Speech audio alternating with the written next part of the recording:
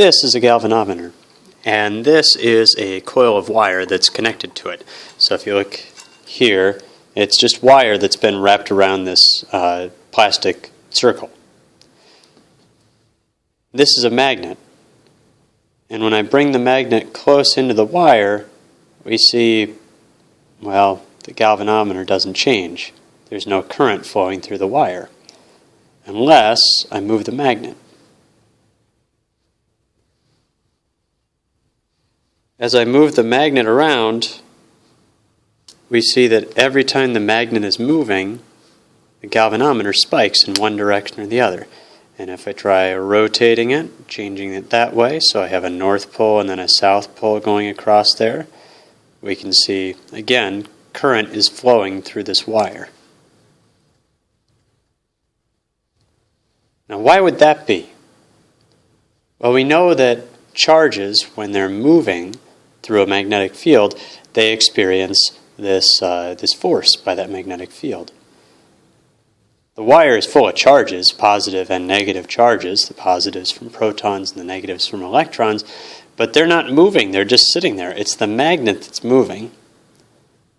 Well, that's one frame of reference. But remember, all frames of reference are equally valid for physics. We have different rules with non-inertial frames of reference, but they all still can be considered. So there is a frame of reference where I can think of this magnet and the magnetic field it creates as being stationary. And in that frame of reference, it is the coil of wire that's moving through that. So then we have charges moving through a magnetic field. They experience some force which causes them to accelerate, to move back and forth along the wire to create a current. We're going to do a little work next with how much current we generate for different changes and what things need to be changed, what types of movement do we need to have in order to create an electric current. Now, moving a magnet near a loop or a coil of wires isn't the only way that we can induce a current using a magnetic field. So consider now if we had a conducting wire here. We'll say that it's stripped bare, so this is just exposed wire in some magnetic field. And then I'm going to lay this conducting piece of metal across here. Now, if I were to have that conducting piece of metal, instead of being stationary, let's say it's moving to the right here. It has some velocity to the right. Well, all the little charges that are inside this conducting piece of metal, those are charges moving through a magnetic field. And so the positive charges, if we consider them, they're moving to the right. So your pointer finger for your right-hand rule is going to point to the right. The magnetic field is away from us, or it's into the page. So your pointer finger points to the right. Your middle finger points into the screen here. And so your thumb is going to point upward on the screen. And so we're going to have our positive charges tend to move up toward the top of this, and our negative charges will tend to move down toward the bottom. Now, for this entire loop of wire then, we're going to have positive charges pushed away from these positive charges that get moved up here. So positive charges move this direction, negative charges that get pushed away from this grouping of negative charges that get pushed this way. So negative charges move around this way. So we have this induced current counterclockwise through this little loop. If we consider a loop of wire that's just rotating inside a magnetic field, so a uniform magnetic field, and we have a loop of wire rotating here, so we'll say that the left edge is coming toward us and the right edge is going away from us. So here we're kind of looking at the loop once it's been turned, not quite 90 degrees there. Then the charges on this side, they're moving toward us. So right-hand rule again, use your pointer finger. It should be pointing out of the screen. Your middle finger is going to point in the direction of the magnetic field, so that should be pointing to the right, and so your thumb is going to be pointing upward. So our positive charges on this side get pushed up this way, and then on the other side, so our negative charges would get pushed downward. Negatives. On this side, we have this whole loop is moving into, or this side of the loop is moving into the screen. So the right side is getting farther away from us. So for your right-hand rule, your pointer finger should be pointing into the screen. Your middle finger points to the right on the screen, and so your thumb is going to point downward. So over on this side, we see that our positive charges move down and our negative charges move up. So we have this induced current, the positive charges that are going to be flowing around clockwise in this loop. So it's not just a question of moving our magnet near our loop. So what exactly is it? What in general is it that causes an induced current? Well, we can think of these different situations as being changes in the amount of magnetic field that's making it through the loop, that can go through the loop. So if we consider a couple of different situations here, we're going to develop this idea called magnetic flux. And then we'll see that when magnetic flux changes, that's a general way to express the conditions for an induced current to exist. So first off, let's look at kind of a side view here of a loop of wire. So this is the loop of wire that we're looking at, but here we're looking at it from the side. So our magnetic field is going to the right from this orientation, and so this loop of wire is just straight up and down. This one has been tilted off at an angle theta. And I'm using this little black line. That's just going to be perpendicular to the plane of this loop.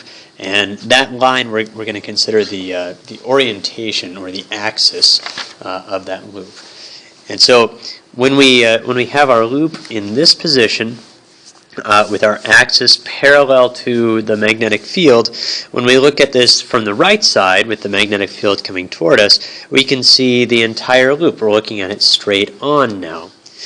But if we tilt this whole thing, so here it's the top edge that's been tilted back and the front edge has been tilted toward us, now we can see that less area is exposed to this magnetic field. And the amount less of the area is going to be equal to, well, it's going to be proportional to the cosine of this angle. So when this angle was 0, when the axis of the loop was parallel to the magnetic field lines, then we had a maximum amount of area. Our complete area was exposed to this magnetic field. When it's tilted back, say we tilt it back even further, we go to 90 degrees, so our axis is in this direction. Now none of that magnetic field makes it through our loop. It all just goes above or below that loop. So we'd have an amount of 0 going through there. So that behaves the same way that the cosine function does. It's a maximum when we have an angle of 0, and it's 0 when we have an angle of 90 degrees, or pi over 2. So we'll define magnetic flux as the total amount of magnetic field that passes through a defined area. For our purposes, that area is going to be the area enclosed by a loop of wire. And so that magnetic flux is going to be equal to the area of that loop of wire, so this area right here, times the strength of the magnetic field in that location, times the cosine of the angle between those. So that's how we get smaller amounts of magnetic flux going through this one when it's been tilted back, is we have this cosine and the angle factor in there. The unit for magnetic flux is going to be Teslas times square meters, or the abbreviated unit for that is the Weber, capital W, lowercase b. So, situations when we're going to have an EMF or a current induced in our loop because of changing flux. Well, it can happen when the magnetic field changes. So here we have a magnet that's over here, and it's a little bit farther away from this loop of wire than it is over on this side. And so I've drawn also the field lines, the magnetic field lines for this magnet. And we can see that in this case, when it's a little farther away, we've only got 3 of these lines going through. Here, when it's a little closer, though, we've got 5 of these lines going through the loop. And so we can see that here there's more magnetic flux through that loop. So there's going to be a current that's induced as we have a change from this state over to this state. If the area presented to the magnetic field changes in any way, we're going to have a magnetic field induced. So this is a problem we looked at a minute ago. We have that conductor moving over to the right, so the area was small. Now the area is larger, and we can see there's more magnetic field passing through over here than there was over here. And if we have rotation, the same deal. More magnetic field passes through when that loop is the axis of the loop is parallel to the magnetic field. Then when that axis of the loop is kind of coming out toward us or back away from us, when it's at an angle with that magnetic field. So all those situations we're going to have a current induced. Now the strength of that induced current is going to depend on the resistance of that loop. It's also going to depend on how rapidly the magnetic flux is changing. So it turns out that the induced EMF, so that would be the induced voltage on this wire, on this loop, is going to be exactly equal to the rate of change of the magnetic flux. So the change in magnetic flux divided by the amount of time it takes to change.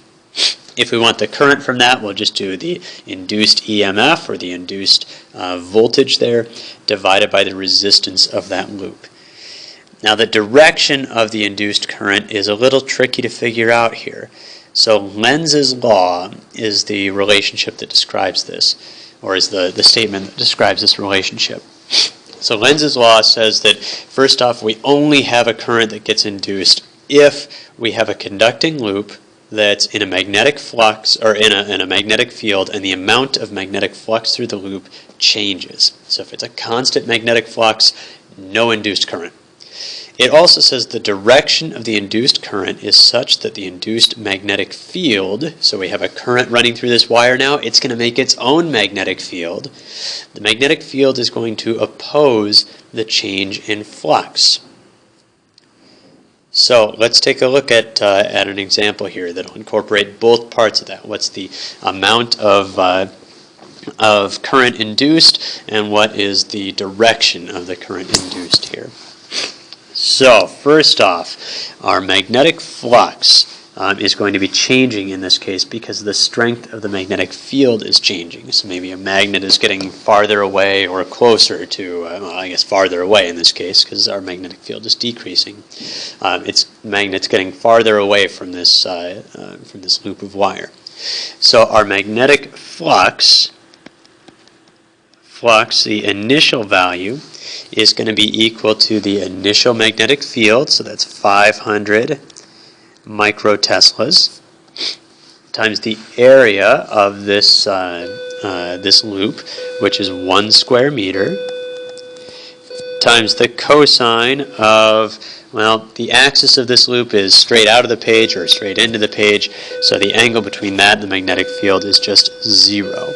So our initial magnetic flux is just going to be 500 microwebers. And then the final magnetic field is going to be 100 microteslas times 1 square meter times the cosine of 0. Oops. Which is going to be equal to 100 microwebers. Okay, so we have a change of 400 microwebers, and so our induced EMF is going to be equal to the change, so that's 400 microwebers, divided by the time it took to change, 2 seconds, which is going to be 200 microvolts. All right, now to get current, we're going to need to know the resistance of that loop, and I realize that I forgot to give that to you here, so we'll just say that the resistance for this loop of wire is very, very small. How about 10 microohms? So our induced current is going to be 200 microvolts over 10 microohms, which will be 20 amps. Pretty strong induced current there. Now we need to figure out which direction is that magnetic, or is that induced current going to flow. Well, through this loop of wire, we have a reduction in the amount of magnetic field, of magnetic flux, rather. So the induced current is going to make a magnetic field that opposes that tries to keep that amount of magnetic flux consistent. So here, that is a magnetic field that's pointing away from us, it's pointing into the page, and it's getting smaller. So if we want this value to stay the same, we need to be creating a magnetic field that's pointing into the page to compensate for that magnetic field into the page that we're losing as it decreases here. So we need to create a magnetic field into the page here. So using your right hand, the curve rule, you can point your thumb down into the page, and when you do that, you'll find that your fingers curl in the direction of current, which is going to be clockwise here. So our current is, what do we say, 20 amps? Yep, there we go. Our current is going to be 20 amps. And it's going to flow in this direction.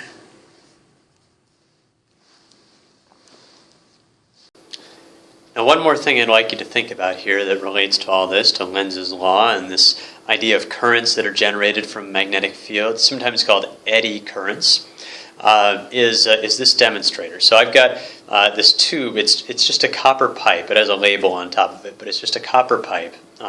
Copper is not a magnetic material, so I've got a magnet here, and we see there's no attraction with this magnet. Now, I also have these two little plugs, and so if we drop these two plugs, we see that they both fall the same way. Now, one of these plugs, I'm just sticking it onto a piece of metal to make sure I have the right one. This plug in my right hand here is magnetic. So this is a magnet. This one is not magnetized. So let's drop these two. First, the non-magnetized one, and we'll see what happens. So dropping this one in 3, 2, 1, now. Okay, and it shoots out the bottom very quickly. And now dropping the magnetized one in 3, 2, 1.